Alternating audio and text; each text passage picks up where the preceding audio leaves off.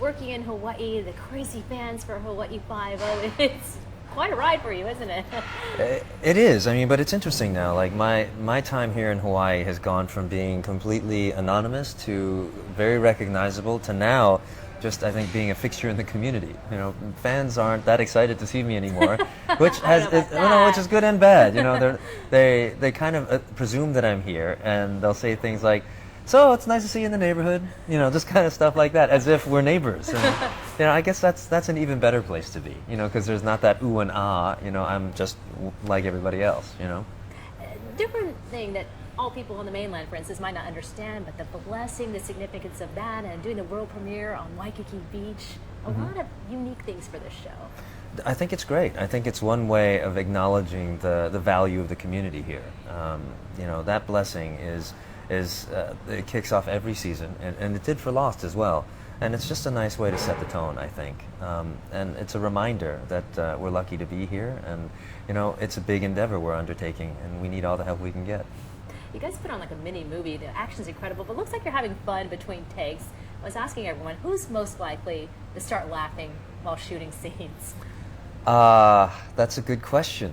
You know, every once in a while, Scott or Alex will say something that's really funny, and I don't hesitate to laugh because I enjoy laughing and want to have a good time while I'm working. So, I don't know. I might put myself up in that category, but you know, we all laugh together, and there's no, you know, thankfully, there's no tension when it comes to that kind of thing.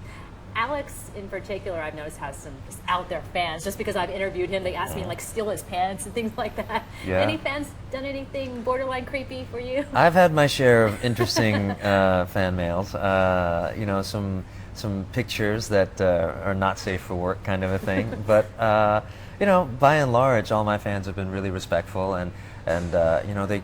What really surprises me is the age range. They go from like 10 years old to like 60 years old, and that's kind of cool, I think.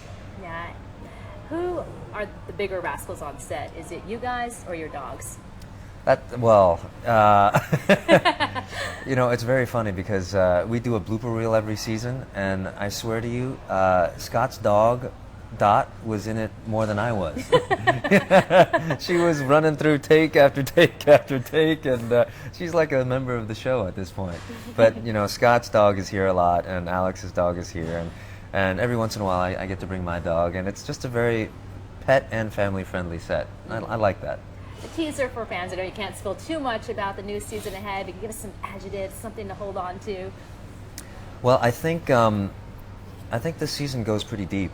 I think you're going to see a little bit more character exploration, and you know, you're going to get the crime of the week, you know, the victim of the week, but you're also going to get some serialized portions that go a little bit more in depth to the character's history. Favorite guest star? Wow, so many. I have to say, like, one of the best things about being on this show is that it gives great jobs to Asian American actors. You know, right now in this episode we're working with Russell Wong, and you know, he's someone that I've never worked with before, but I've known for a long time. And we've got Jason Scott Lee, and you know, Masaoka, and Brian Yang, and of course Grace and myself. It's just really great to see a primetime network show that gives meaningful roles to Asian Americans like Hawaii 5-0 does. And I got to represent, since I'm half Korean. Yeah, absolutely. See, I mean, it's really great, and it's something unique to Hawaii, I think. And I'm glad that the producers and writers have been so faithful to kind of representing our actual population here. Is there a song you can't get out of your head? I mean, I'm thinking of Psy's Gangnam Style, for instance, right now. Why are you bringing that up? No, that's been big on our set. You know, Really? we've been playing it in the makeup trailer. He's a worldwide phenomenon right now. Yes. Has anyone got the moves down yet? We were doing the moves the other day, actually, on set. It's pretty catchy, I gotta say. Who does the best Gangnam Style? Just between us. You just have to actually watch for Scott Kahn's Electric Slide is what you got to watch for. Now that's a tease. Okay, last question. Is there anything you can't live without, or what can't you live without? In general?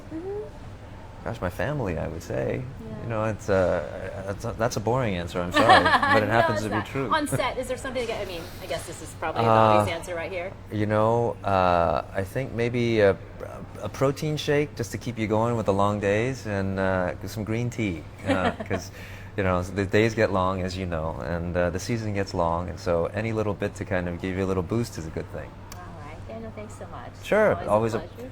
always a I was gonna say pleasure. that. We're like a married couple already. Right. Thank you. Sure thing. And, yeah, just cruising.